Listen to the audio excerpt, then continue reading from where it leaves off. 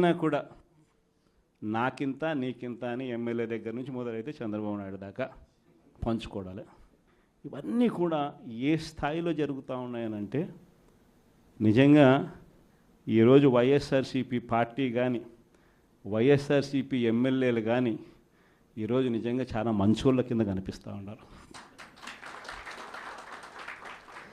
ప్రజలకు. ఆ స్థాయిలో కేవలం 9 నెలల కాలంలోనే ఇంత దారుణంగా పడిపోయినాయి. ఇవన్నీ కూడా ఎందుకు నేను చెప్తా ఉన్నాను అని అంటే ఈరోజు కష్టాలు అనేటివి వస్తాయి. ప్రతిపక్షంలో ఉన్నప్పుడు, రాజకీయాలలో మరీ ముఖ్యంగా ఉన్నప్పుడు ప్రతి ఒక్కరూ కూడా ఒక్కటే గుర్తుపెట్టుకోవాలి, కష్టం రానిదే సుఖం రాదు. ప్రతి మనిషి జీవితంలో కూడా కష్టాలు సుఖాలు అనేది పార్ట్ అండ్ పార్సల్. ప్రతిపక్షంలో ఉన్నప్పుడు మన కష్టాలు కనిపిస్తాయి, కానీ ఆ ప్రతిపక్షంలో ఉన్నప్పుడు ఆ కష్టాలలో వచ్చినప్పుడు మనం ఆ కష్టాలను ఎలా ఎదుర్కొంటాం అన్నది మనల్ని లీడర్లు చేస్తాయి. కష్టం వచ్చినప్పుడు మన క్యారెక్టర్ను మనం అమ్మేసుకుంటే, మన వ్యక్తిత్వాన్ని మనం అమ్మేసుకుంటే, ఒక్కసారి బాటిల్లో ఉన్న నీళ్ళు బాటిల్లో ఉంటే బాటిల్లో నీళ్ళు తాగుతాం, బాటిల్లో ఉన్న నీళ్ళు ఒక్కసారి ఇలా పడేసినామనంటే భూమిలోకి పడిపోతాయి, మళ్ళీ ఏరుకోలేం. క్యారెక్టర్ కూడా అలాంటిదే. ఒక్కసారి విడిచిపెట్టేసినాము అని అంటే మళ్ళీ దాన్ని ఏరుకోలేం. ప్రజల్లో చులకనవుతాం, ప్రజల్లో పలచనవుతాం. ఇది ప్రతి ఒక్కరూ కూడా గుర్తుపెట్టుకోండి. కష్టాలు అన్నటివి ఎల్లకాలం ఉండవు. ఎవరికి ఏ కష్టం వచ్చినా కూడా నా కథ గుర్తు తెచ్చుకోండి. 16 నెలలు నన్ను జైల్లో పెట్టినారు. నా మీద కేసులు వేసింది కూడా మళ్ళీ ఎవరో కాదు, అటు కాంగ్రెస్ ఇటు తెలుగుదేశమే. నా పిటిషన్లో ఎవరు పిటిషనర్స్ అంటే అటు కాంగ్రెస్ ఎమ్మెల్యేలు, ఇటు తెలుగుదేశం పార్టీకి సంబంధించిన నాయకులు. కేవలం రాజకీయంగా ఎదుగుతున్నాను అని ఒకే ఒక కారణంతో దొంగ కేసులు బనాయించారు. 16 నెలలు జైల్లో పెట్టినారు. కానీ ఏమైంది? బయటికి రాలా? ముఖ్యమంత్రి కాలా?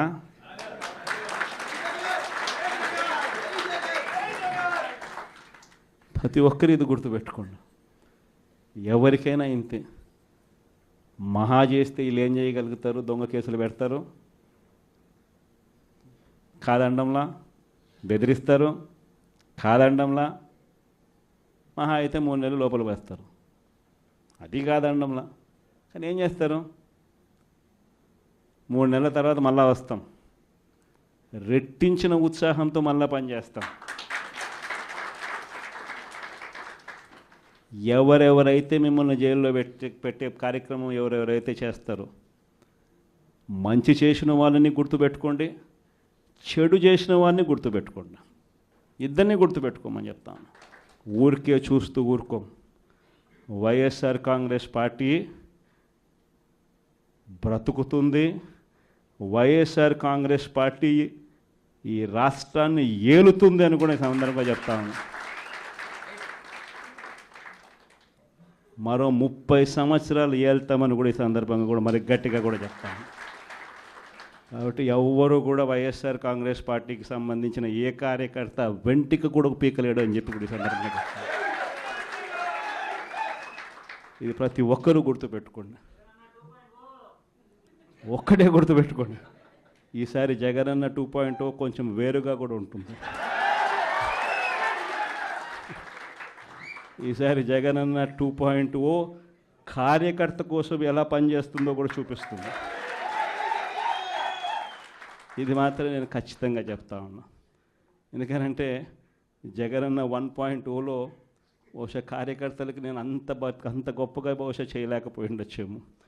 ప్రతి పథకము ప్రతి విషయంలోనూ కూడా మొట్టమొదటిగా ప్రజలే గుర్తుకొచ్చారు. ప్రజలకు మంచి చేయడం కోసమే నా టైం కేటాయించా, నా తాపత్రయపడ్డా, ప్రతి విషయంలోనూ దానికోసమే అడుగులు వేశా. కానీ జగనన్న 2.0కి వచ్చేసరికి మాత్రం చంద్రబాబు నాయుడు కార్యకర్తలకు పెడతా ఉన్న ఇబ్బందులు చూసా, కార్యకర్తలు పడతా ఉన్న అవస్థలు చూసా, కార్యకర్తలు పడతా ఉన్న బాధను గమనించా. వీళ్ళ కోసం గట్టిగా మీ జగనన్న ఉంటాడని సందర్భంగా గట్టిగా చెప్తాను. విజయవాడ లాంటి కార్పొరేషన్లో కూడా 49 స్థానాలు మనం అప్పట్లో గెలిస్తే తెలుగుదేశం పార్టీ కూటమి వీళ్ళకు వచ్చిన స్థానాలు 14, కమ్యూనిస్టులకు వచ్చింది 1. ఈ 49 స్థానాలకు మనం గెలిస్తే 64 గాను వాళ్ళకు కేవలం 14 స్థానాలు ఉన్నప్పటికీ ఎన్నికలు అయిపోయిన తర్వాత రోజు నుంచి రకరకాల భయాలు, రకరకాల ప్రలోభాలు అదే పనిగా పెడుతూ ఒక 11 మందిని మాత్రం భయపెట్టో ప్రలోభాలు పెట్టో తీసుకోవడం జరిగింది. అయినప్పటికీ 38 మంది నిఠారుగా నిలబడ్డారు అని చెప్పడానికి గర్వపడతాను. ఎందుకు ఈ మాట చెప్తా ఉన్నాను అని అంటే దానికి కారణం కూడా ఒకటే.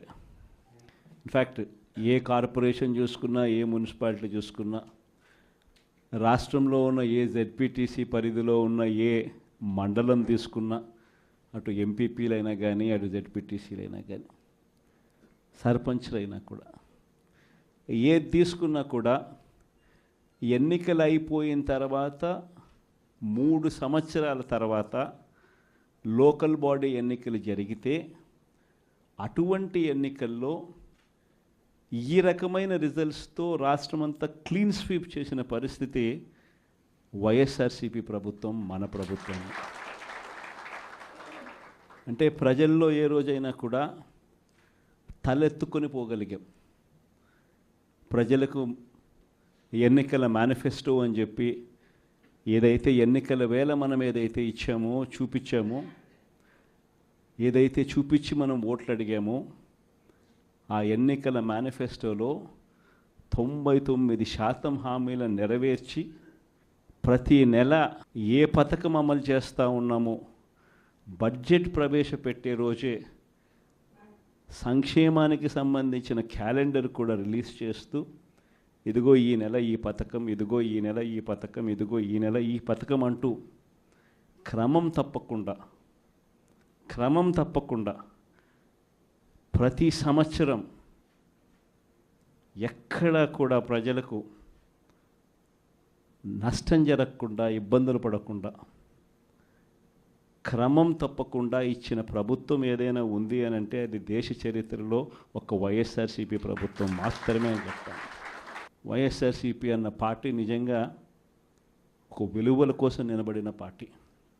నా దగ్గర నుంచి మొదలెడితే ప్రతి కార్యకర్త కూడా, ప్రతి గ్రామ స్థాయిలో ఉన్న కార్యకర్త కూడా కాలర్ ఎగరేసుకొని ఇది నా పార్టీ అని చెప్పి గర్వంగా చెప్పుకునే, వాళ్ళకి ఏదైతే మనం చెప్పామో అది చేసి చూపించిన తర్వాతనే మనం ఓట్లు అడిగి గెలిచాము. కాబట్టి ప్రజల దగ్గర ఏ రోజు మన విలువ తగ్గల. కానీ ఎన్నికలైన 9 నెలలు కూడా తిరక్క మునిపే ఈరోజు ఏ తెలుగుదేశం పార్టీ కార్యకర్త కూడా గడప గడప అంటూ ప్రజల ఇళ్లకు వెళ్ళే పరిస్థితి ఏ ఒక్కరికి కూడా లేదు.